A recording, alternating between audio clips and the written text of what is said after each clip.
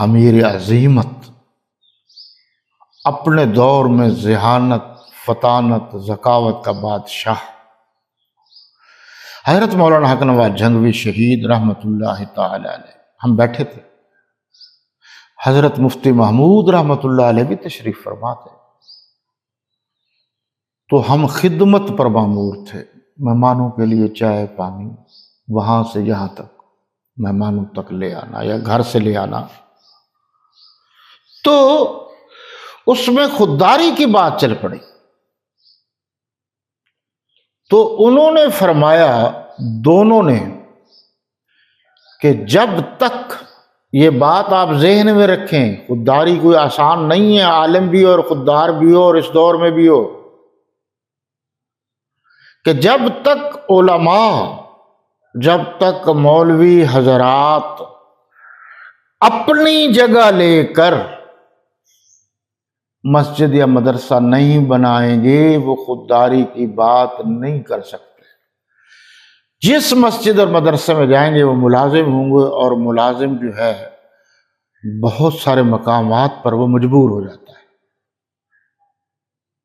تو جھنگوی صاحب نے ساری زندگی اس پر عمل کیا۔ وہ جگہ یوں ہی سمجھو ان کی اپنی تھی، آج بھی اس کا نام حق نواز مسجد ہے نا۔ آپ اس پر بھی غور کریں کہ جو انہوں نے بات پھر اٹھائی تھی تو مخالفت ہوتی تھی۔ اب بھی میں صحابہ کرام کی بات کرتا ہوں تو بہت سارے لوگ جو ہیں صوفیاء کرام جو ہیں ہر وقت جو ہے نا یہ صحابہ کی بات کرتا ہے۔ تو اللہ کے نیک بندو، سارا قرآن لکھا ہی صحابہ نے ہے۔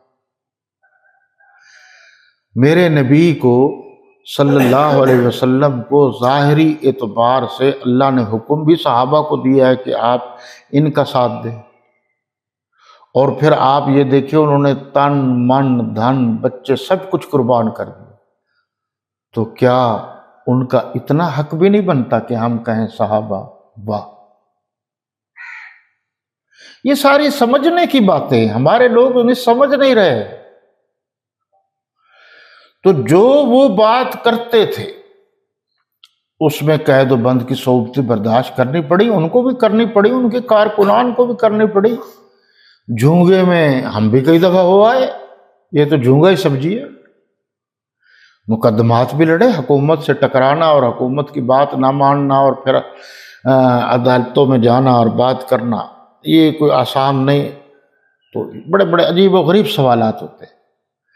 ایک دفعہ میں گیا تو جج نے کہا کہ آپ ان کو کافر کہتے ہیں۔ میں نے کہا جی میری کیا وقت ہے میں ان کو کافر کہوں، پوری جماعت کافر کہہ رہی ہے، تو آپ ایسا کریں، آپ حکم دیتے ہیں تو پھر میں جماعت والوں کو بلا لیتا ہوں، وہی آپ سے بات کریں گے۔ وہ بیچارہ گھبرا گیا، تو میں نے تو در پردہ جو ہے نا یہ بات بڑی سخت کر دی۔ اگلی بات میں نے ان سے یہ کی تھی، آپ پڑھے لکھے زیادہ ہیں، جو قرآن کو نہیں مانتا، جو صحابہ کرام کو نہیں مانتا، جو خلافت بلا فصل حضرت صدیق اکبر کو نہیں مانتا، جو ام المومنین سیدہ عائشہ صدیقہ رضی اللہ تعالی عنہا کی برات کو نہیں مانتا، جو حضرت علی المرتضیٰ رضی اللہ تعالی عنہ کو پہلا خلیفہ مانتا ہے، جو حضرت علی المرتضیٰ کو اللہ مانتا ہے، خدا مانتا ہے، تو ایسا شخص تو کافر ہے نا۔ تو بات کا بھی بڑا وسیع تجربہ ہونا چاہیے کہ کہاں کون سی بات کرنی ہے۔ تو وہاں بات ہوتی تھی، جھنگوی صاحب نہیں بولتے تھے، عدالت میں بولنا بھی نہیں چاہیے، اجازت بھی نہیں ہے، بلا اجازت۔ تو کہنے کا مقصد یہ ہے کہ ہم جو لوگ کر رہے ہیں یہ سارے کا سارا غلط ہے۔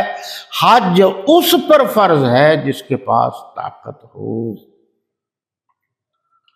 تو یمن کے جب لوگ، بات یاد ہے آپ کو، جب یمن کے لوگ کہتے تھے اللہ دے گا اور راستے میں دوسرے لوگوں کو بھی تنگ کرتے تھے، تو ممانعت آ گئی، خبردار اس طریقے سے حج پہ نہیں جانا۔ جیسے ہمارے ہاں لوگ چل پڑتے ہیں جی حج پر جا رہے ہیں ہماری امداد کرو، یہ سب غلط ہے۔ یہ تو اسی طرح کوئی کہے یار مجھے 5,000 روپیہ دے دو، کیوں جی میں نے زکوٰۃ ادا کرنی، وہ تجھ پہ زکوٰۃ فرض ہی نہیں ہے، تو مانگ کے زکوٰۃ ادا کرے گا۔ اچھا پھر تو کہ کسی سے کہ یار میں آپ کی جیب سے 100 روپیہ نکال رہا ہوں، بلکہ اب تو نکال لیتے ہیں اور پھر زبردستی مدرسے کو دے دیتے ہیں اور پھر کہتے ہیں جی اللہ قبول فرمائے۔ اب جس کی جیب سے نکلے ہیں وہ تو خوش نہیں ہے، بھئی مال اس کا، اس کی مرضی دے نہ دے، تو کون ہوتا ہے؟ تو اس لحاظ سے حج پر جانا، مانگنا، فقیر بننا کہ ہم نے منت مانی ہوئی ہے، ہم یوں کریں گے یوں کریں گے، یہ سارے کا سارا غلط ہے۔ ہاں اللہ نے طاقت دی ہے تو پھر ضرور جاؤ، طاقت اس میں یہی بتایا گیا ہے۔ مہینے میں نے آپ کو بتا دیے کہ حج کے مہینے 3 ہیں، شوال ہے، ذی قعدہ اور ذوالحجہ ہے۔ اور یہ لفظ بھی آخر میں آپ دیکھ لیجئے، ایک لفظ فَإِنَّ، آیت نمبر 197 کے آخری الفاظ، فَإِنَّ خَيْرَ الزَّادِ التَّقْوَىٰ وَاتَّقُونِ يَا أُولِي الْأَلْبَابِ، یعنی رستے کا خرچہ ساتھ لے جاؤ۔ اب اردو تو آپ مجھ سے بہتر جانتے ہیں، لے جاؤ حکم ہے، یہ نہیں کہا کہ مرضی لے جائے نہیں تو مانگتا پھرے، نہیں۔ اچھا جی، پرہیزگاری، یہاں تقویٰ سے مراد بہترین پرہیزگاری یہ ہے کہ آپ کسی کو تکلیف نہ دیں، کسی کو مانگے نہیں۔ اگلی آیات میں جی ایک اور مسئلے کی طرف توجہ دی گئی، اور وہ یہ ہے کہ اس دور میں جو لوگ تھے وہ حج پر جاتے تھے تو وہ کاروبار کرتے تھے۔ جب حج فرض ہوا تو صحابہ کرام نے عرض کیا پتہ نہیں اب ہم پر کیا فرض ہے، ہم کاروبار کر سکتے ہیں یا نہیں۔ تو یہ بات بھی واضح طور پر سن لیجئے کہ حج کا مقصد جس مسلمان بھائی کا یہ ہے کہ میں نے حج ہی کرنی ہے، کچھ چھوٹی موٹی چیز لے جاتا ہے یا وہاں سے کوئی چھوٹی موٹی چیز خرید لیتا ہے تو اس کی کوئی پابندی نہیں۔ بہت سارے حاجی چھوٹی موٹی چیزیں لے آتے ہیں وہاں سے، لیکن اگر کوئی یہ نیت کرتا ہے کہ میں ادھر سے یہ چیز لے جاؤں گا اور ادھر سے اتنا سونا لے آؤں گا، وہ کاروبار ہی، حج کو حج ہی نہیں سمجھتا، کاروبار ہی سمجھتا ہے، تو یہ درست نہیں، پھر آپ کا ثواب نہیں ہوگا۔ لوگ کہتے ہیں جی کیسے؟ ایسے ایک آدمی مسجد میں آتا ہے عبادت کرنے، بالکل صحیح ہے، اور ایک آدمی مسجد میں آتا ہے اچھا جوتا چرانے کے لیے، کہ جو میں نیا جوتا دیکھوں گا وہ میں چرا لوں گا، پہلے سے نیت کر کے آتا ہے، تو اب ثواب کس کو ملے؟ اچھا وہ بدبخت پہلی رکعت بھی پڑھتا ہے پھر جوتا چراتا ہے، ایک بات تو اگر جوتے چوری ہونے لگ جائیں مسجد میں تو اس کا کیا مطلب ہے؟ کہ مسجد نہ بنائی جائے؟ یہ دیکھو آپ گہرائی میں جائے نا، جس طرح جوتی چوروں کی وجہ سے یہ کہنا کہ مسجد نہ بنائی جائے غلط ہے، بلکہ یہ درست ہے کہ چوروں کو پکڑا جائے جو جوتی چور ہے۔ اسی طرح جو یہ لوگ کہتے ہیں کہ مولویت نہیں ہونی چاہیے، تو ان مولویوں کو پکڑو نا جو چور ہیں، وہ کوئی اللہ کے نیک بندے بھی تو ہے نا، اچھے بھی تو ہے نا، ان کی تو عزت کرو نا۔ پھر عام لوگوں کو پتہ بھی نہیں ہوتا کہ یہ کیا ہے، ان کے نزدیک سب سے بڑا مولوی وہی ہوتا ہے جو کھانا سامنے آئے اور ختم شریف پڑھے، اور ختم کا قرآن بھی اتنا مجہول پڑھتے ہیں کہ بس اللہ تعالیٰ معاف فرمائے، اس طرح مجہول پڑھنا ثواب کی بجائے گناہ ہے، قرآن بھی صحیح پڑھا کرے۔ تو صحابہ کرام کو حکم کیا ہوا کہ آپ نے ضرورت کے مطابق کوئی چیز لے بھی جا سکتے ہیں، لے بھی آ سکتے ہیں، کوئی آپ سے چیز منگاتا ہے کہ وہاں سے آ رہے ہیں تو یہ چیز لے آئیں، یا اسی طریقے سے یہ چیز لیتے جائیں، یہ درست ہے۔